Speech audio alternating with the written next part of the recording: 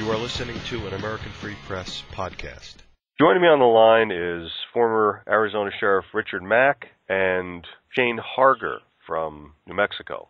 Gentlemen, thanks for joining us today. Oh, you're welcome. Yes, sir.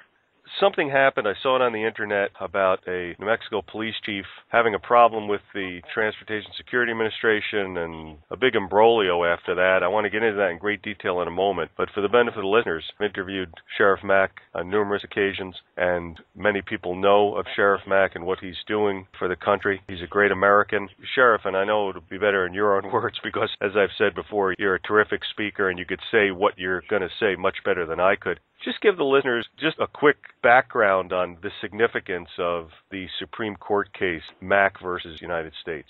Well, it was quite historical, and as a matter of fact, coincidentally, it'll be 20 years in 2 weeks that I filed that lawsuit. Wow. I can't believe all that's happened in 20 years. But the 20-year anniversary of the actual filing, we didn't win until 3.5 years later in June of 1997. But as I look back over the last 20 years, it's just absolutely miraculous. It's amazing. And it's historical from several different viewpoints. One, it's the only time that a couple of sheriffs got together to sue the federal government, take it all the way to the United States Supreme Court, and win a landmark decision on behalf of the American people regarding state sovereignty and regarding the 10th Amendment. So it's the most powerful and historic 10th Amendment decision in the history of our country. It's extremely poignant when it comes to declaring that the federal government is not our boss. As a matter of fact, the decision states that the state legislatures are not subject to federal direction. In other words, the federal government can't tell us what to do, and that's what they were trying to do when I filed the lawsuit. They were trying to commandeer the office of sheriff for federal bidding and forcing us as sheriffs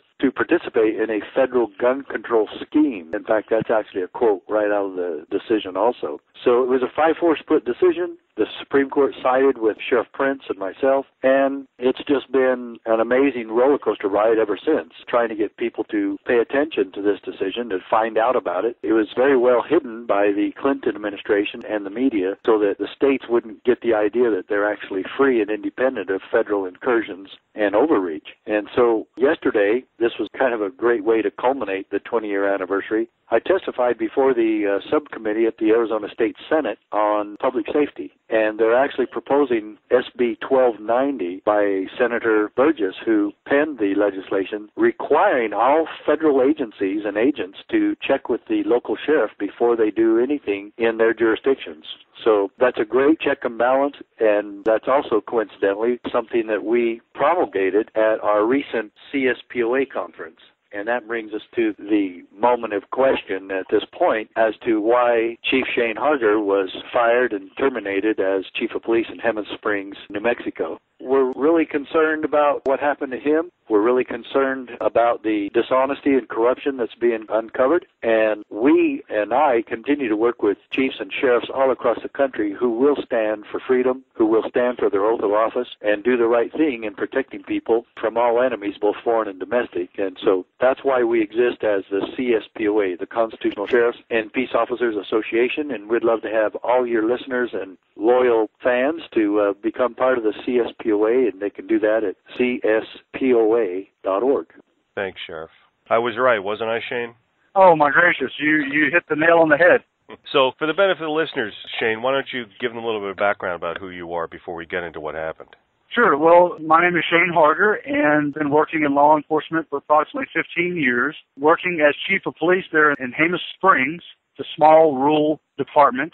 I've been invited to attend a CSPOA meeting there in Las Vegas, Nevada. Now, I knew nothing whatsoever about this organization, never heard of it before, didn't know what I was getting into. As far as I knew, this was just another sheriffs and chiefs convention, which, oftentimes we attend in our law enforcement realm because we want to get funding, right? It's all about funding. And so if I can get funding, that's where I'm going to go. So I went to this thing and really not knowing what to expect. And I get there, and it blew my mind. This was just a situation where it was unlike any previous convention I'd ever been to. This was not rebel-rousing and people going out after the meeting and getting drunk. This was not about the who's who of law enforcement. These people were very sincere and they were very direct. From the moment this thing started, it was all about what can we do to protect the people of the United States? What can we do to protect the Constitution and the Bill of Rights? And they went right to work. Quite literally, people were rolling up their sleeves, grabbing their pens and papers, and brainstorming, how can we deal with this?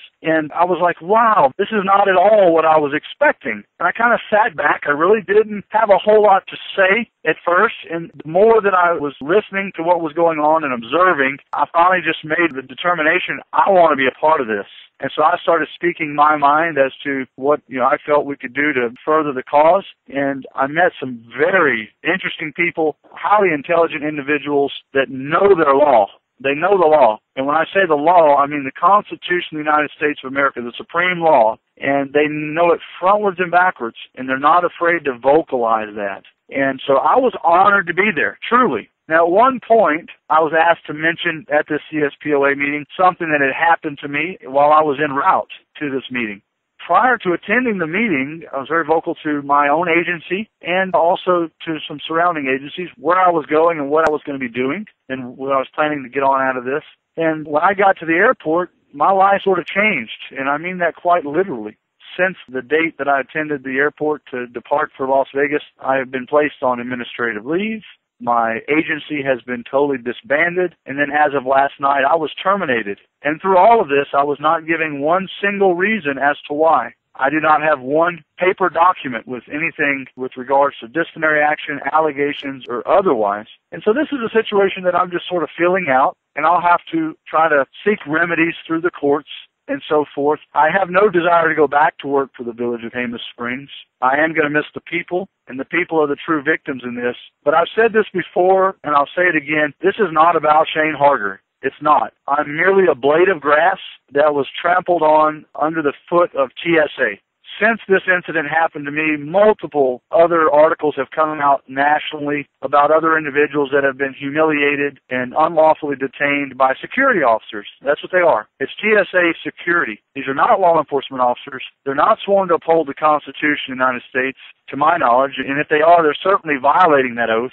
And so at this point, I just want to do whatever I can to continue to support people's efforts to remain free and independent. I know within the bottom of my heart that I did the right thing for the right reasons, and I'll say that truth can always withstand investigation. And what I mean by that is if someone is telling the truth, if you look into the facts that surround their statements, the facts will show that they are, in fact, telling the truth. And so with all the allegations made by TSA, I now have copies of most of the videos, and I have witness statements, and the truth will come out.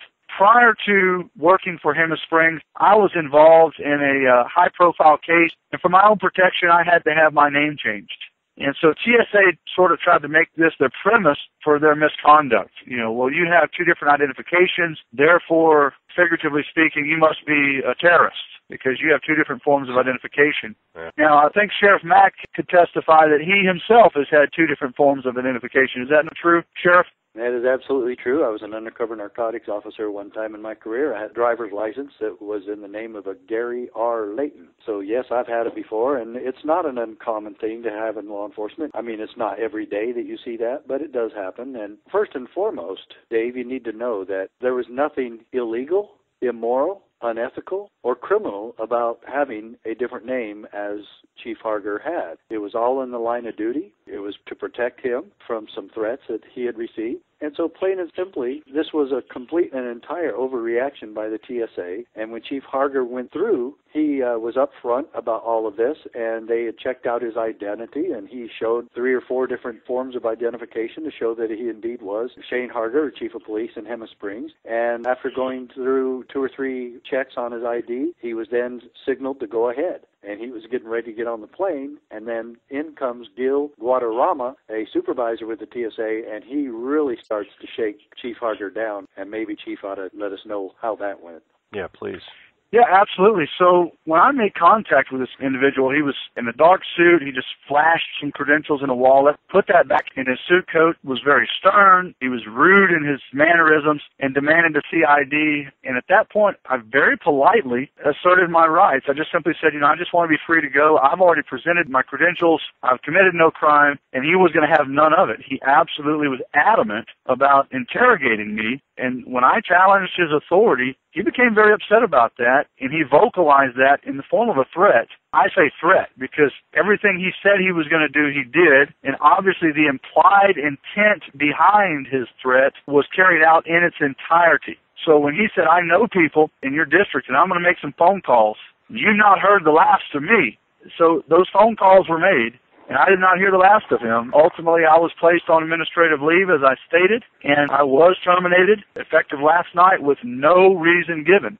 Now, Sheriff Mack can testify to this, and certainly anyone who's ever worked in any type of a human resources or management background, law enforcement or otherwise, there's protocol. So when an allegation is made, an investigation has to be launched. The first thing you have to do is you have to place the target of that investigation on notice. Mr. Smith, the allegation was made that you did thus and such. And at that point, you have to follow standard operating procedures, and you'll either place them on administrative leave or some type of restricted duties or specific instructions as to how to handle themselves in regards to the allegation. Then the proper authorities investigate it. Then findings are rendered, and then action is taken based on those findings. It's either going to be unfounded or this is what our facts and findings are, and we're going to take this particular action. In 15 years of law enforcement, I have never seen a case like mine where there's been no investigation, no findings, and yet someone was terminated and an entire department was disbanded. I certainly feel that this was a direct result of the overreaching of an overzealous TSA security guard.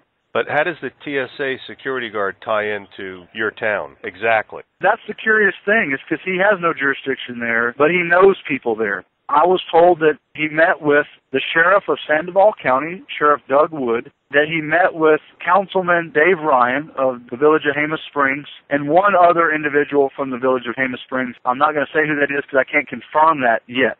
But I do know that for sure those three people met together in secret. I was told by Dave Ryan that the FBI was also present, and they reviewed a video, and the allegation was made by Gilbert Guadarrama that I had threatened him and that I was using false, fraudulent identification. And so based on those allegations alone, I was terminated. Now, in the media, several media sources have put out there immediately that I was terminated. And they were attacked for that because other people called and said, well, wait a minute, he's still working there. What they didn't gather was that, in essence, I was terminated. It was just a prolonged termination because I was owed sort of back pay in the sense that I had quite a bit of comp time. And so the village didn't want to have to pay out that comp time, so they made me use that comp time while on administrative leave and then ultimately terminated as of last night. How long have you been the chief there?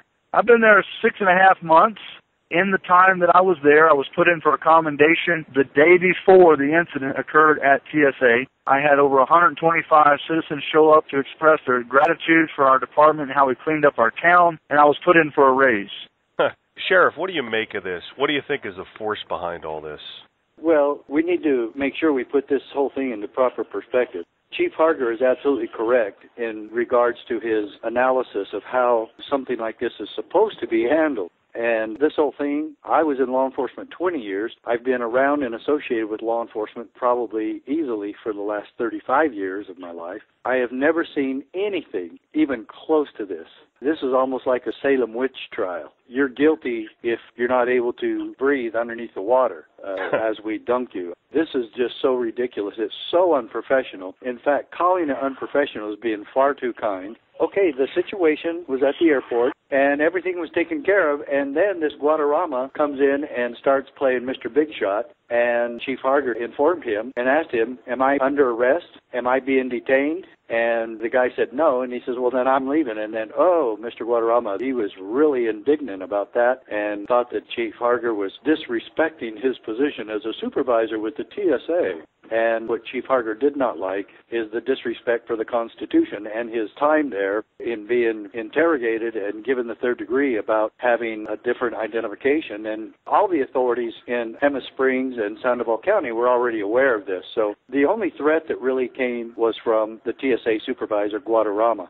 Another interesting side note there is Guadarrama used to work for the Border Patrol, and he was fired. He was terminated And Dave, just take a big fat guess why he was terminated. Well, I know you don't know, so I'll tell you. Mm-hmm. He was terminated because he was having sexual relations with illegal aliens, kind of a trading favors for sex scandal, and so he was fired. He probably should have been charged using his position for such. But anyway, he was fired and then immediately thereafter hired by the TSA and put in a supervisory role. Wow. I believe that that's probably the ultimate scandal, the ultimate corruption that this whole thing is going to expose. But again, remember, there was only two things that happened to Chief Harer from the time he left Jemez Springs, New Mexico, and everything's fine. His relationship with the sheriff is fine. His relationship with the city is fine. His work is exemplary. He's been commended and receiving commendations and put in for a raise. And then he goes through the airport, has the confrontation with Guadarrama, and attends a Constitutional Sheriffs and Peace Officers Association conference in Las Vegas.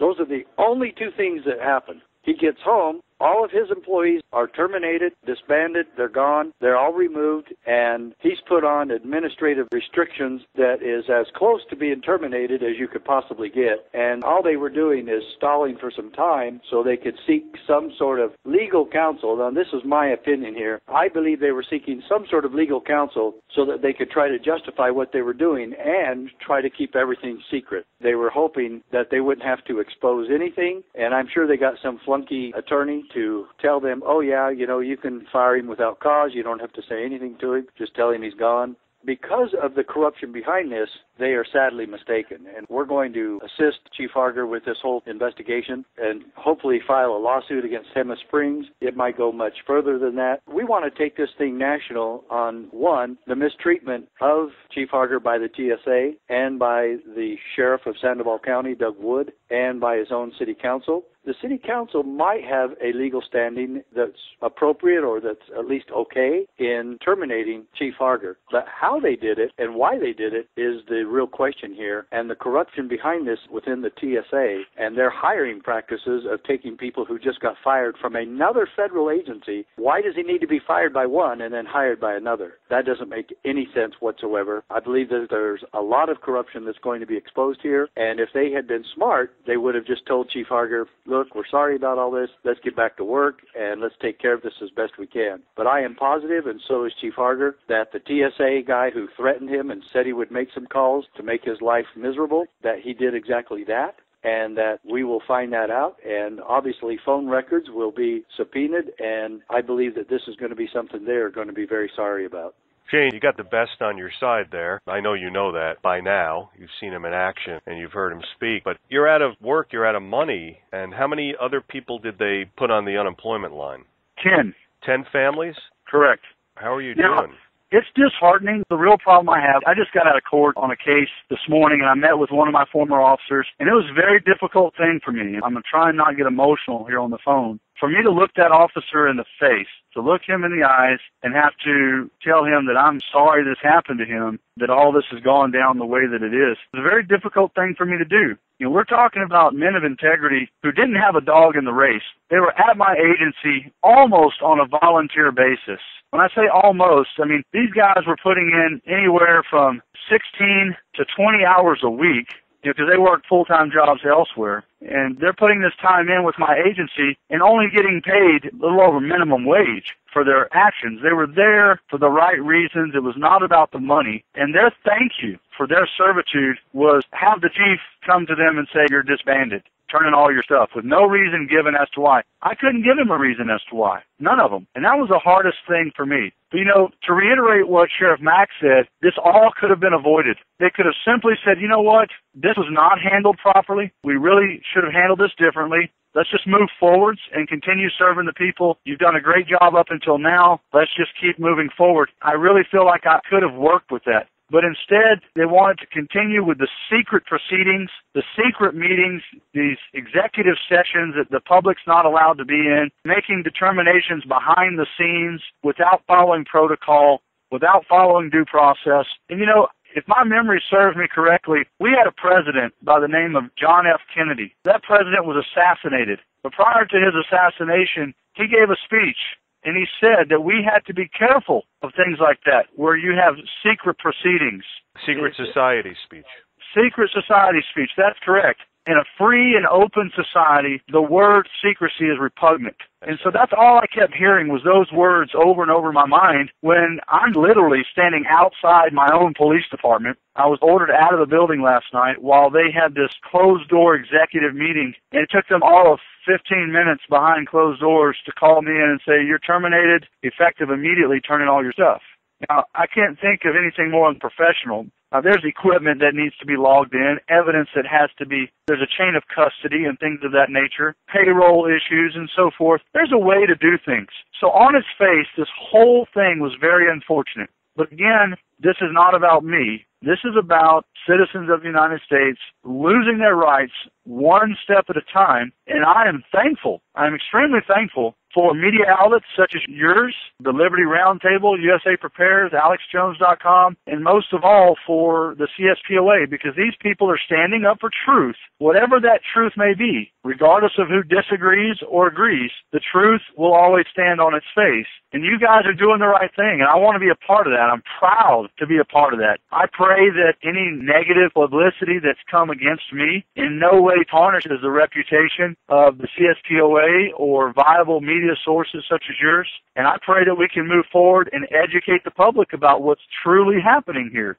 Well, like I said, Sheriff Mack and his organization, as you know, are the top-notch and probably one of the last lines of defense against the erosion and encroachment of the Constitution. What I can't understand is it seems like to me that maybe I don't understand it all, but you didn't really do anything, right? No, sir. If I had, there would be a document supporting that allegation. There's no documentation because nothing happened. You know, I've since reviewed the video, and hindsight's 20/20, but whenever you get a chance to watch yourself on video, rather than just going off of recollection, it really makes things crystal clear. And I got to tell you, I was furious watching that video. I felt molested, violated all over again. Something rose up within me, and I just said, I can't go through that again. I won't go through that again. And so I told my wife, I will not fly again on those types of airlines. I refuse to. I will either drive, take a bus, a train, or a private plane through certain individuals that want to charter with me. But, you know, I've gotten just a gamut of emails from U.S. citizens, literally, so much that it shut down our server for the police department. Just to name a few, I got one last night prior to this incident. It was from a citizen, and they said, quote, Chief Harer, I'm going to read this to you. Chief Harer, I am so pleased to learn that as a citizen, I'm welcome to join an honorable organization such as the CSPOA. Without organizations such as this, standing up for our liberties, what does tomorrow hold for me and my grandchildren? Sincerely, Renee Pishoff. That's absolutely true. Sheriff, do you think that this is all retribution because Shane attended your conference? That was definitely part of it. I believe that the people at the airport knew he was coming. The reason I say that is because we've had other sheriffs and attendees be shaken down now by the FBI. And the FBI has called them. Chief of Police Larry Kirk in Missouri and Sheriff Michael Dixon in Missouri were called by the FBI asking them if they were part of the militia movement or asking them if they were part of the sovereignty movement, asking them what their beliefs are, their political beliefs. Really strange stuff going on. Chief Harer is also attacked by the federal government. It just simply exposes more of their corruption and them trying to control the sheriffs and chiefs of police who want to stand for freedom. And again, I want all your listeners to know, Dave, I know you already know this, and I know Chief Harer knows this, but this is a peaceful process. We're about a very strong stand, but to keep this movement for freedom in America a peaceful process. And we hope to avoid any type of violence associated with people wanting their freedom back. I know people are very frustrated in this country, and that's very understandable with what's going on with the corruption of this administration. So we're going to continue to fight for this, and we need everybody listening to this program. We need everybody to become a member. The email that Chief Harer just read is absolutely true, and we can't do this without you. And we're going to be raising money for Chief Harger's legal fees here, and anybody and everybody can donate to this. Go to our website at cspoa.org and donate, and just put a little flag on there and say this is for Chief Harer, or you can put Shane Harer. I still call him Chief. People still call me Sheriff, even though I'm not a sheriff now. Right. But Chief Harer will always be Chief Harer to me. And we've got to come together and make sure that we fight this. If we just let it go, then they're going to keep doing this. The federal government's going to keep hiring criminals that will attack us at the airports. It makes me wonder who else they have hired. If they'll put somebody like that in a supervisory position who has been fired for such unethical and illegal conduct, then who else have they hired who maybe aren't supervisors? Is the TSA so hard up for employees that they have to hire people who've been fired by other agencies for such conduct? Right. I mean, good grief, let's get real here. So we're going to get real, but we need the American people behind this, and everyone become a member and donate at CSPOA.org, CSPOA.org.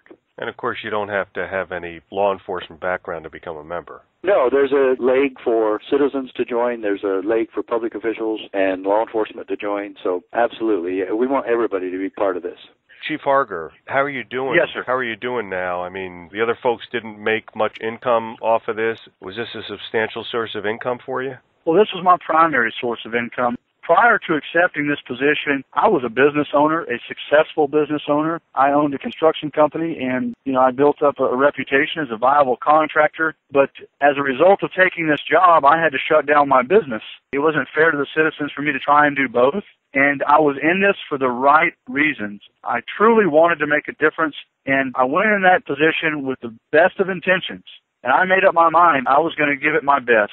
And so I just went full forwards. We went from no officers with literally no equipment to speak of to having 10 officers and plenty of equipment. I brought in quite a bit of funding for our agency, and we really moved forwards. When they did this last night, figuratively speaking, it knocked the wind out of me. I got home last night, guys, and I didn't even say a word to my wife. My poor little wife, she looked at me, and she says, "What happened?" And I just didn't know how to tell her. And my son comes out of his room, and he says, "Daddy," he's only 8 years old. He looks up at me, he says, "Daddy, did you get fired?" And I had to turn my head away from him. I didn't want him to see me crying. I just had to say, "Son, it's going to be okay. Go on back to bed." I gave him a hug, and he went back to bed. And I had to try and console my wife and explain to her what was going on. It's a difficult thing. I'm sorry for what you're going through right now, Chief, and I hope Sheriff can help you. You know what they say, payback is you-know-what. I hope this gets resolved real quick for you. Well, I appreciate that, and I'm not looking for vengeance or vindication. I'm looking for restitution of our republic. I'm looking for people to be left free, just people allowed to travel freely. I just can't tell you what it does to me to be driving down the road and see these DWI checkpoints, to see these cameras everywhere filming you when you go up to a red light. You go to the mall to go shopping, and there's a mall cop, security guard following you around. If you leave your shopping bag on the floor while you go get a fountain drink, they're calling the bomb squad. I don't know what it's going to take. I'm frustrated, and our citizens are frustrated. But I truly believe Patrick Henry was frustrated. George Washington was frustrated. Our forefathers that helped to mold and shape this country were frustrated. And at some point, the citizens have to step up, and the only outlet that I know of that's a viable outlet are the Oath Keepers and the CSPOA and organizations such as that. And I'm going to do everything I can to help those guys in their fight for liberty. I thank you for having me on your show. Well, thank you, Chief. Thank you for coming on and explaining all this. And thank you, Sheriff Mack, for setting up this interview and for doing everything that you're doing. And I hope that we can speak again in the future when you have some updates to the story. Hopefully a very positive and successful update will be the next one, but there's just too many people who have committed acts of dishonesty in this whole thing, and we have looked at this over and over and over, and not one of that has been on the shoulders of Chief Shane Harer. He conducted himself admirably, even when he was in a heated confrontation with the TSA guy and telling him he wanted his constitutional rights respected. They were obviously not, and so we're going to make sure that his rights are respected, even if it is after the fact. And we want everyone to know that this is something that we're doing across the country. We've done it with other sheriffs and other peace officers across the country, and Chief Harer is just the latest victim of government overreach and federal corruption. Yeah, absolutely. Chief, if any of the listeners want to get in touch with you personally, perhaps to send you some emails of support, as you mentioned earlier in the program, is there a way for them to do that? Absolutely. My email address is officertraining@AOL.com. officertraining@AOL.com. officertraining@AOL.com.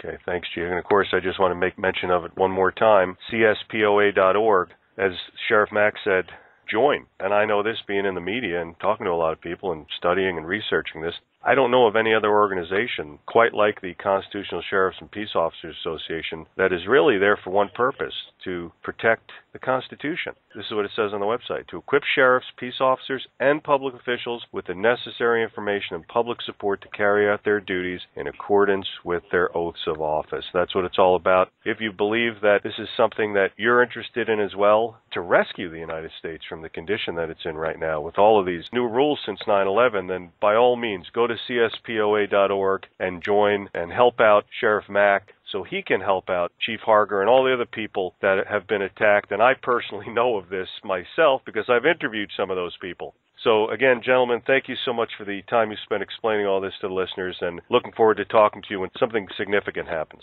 Be blessed. You're welcome, and thanks for having us.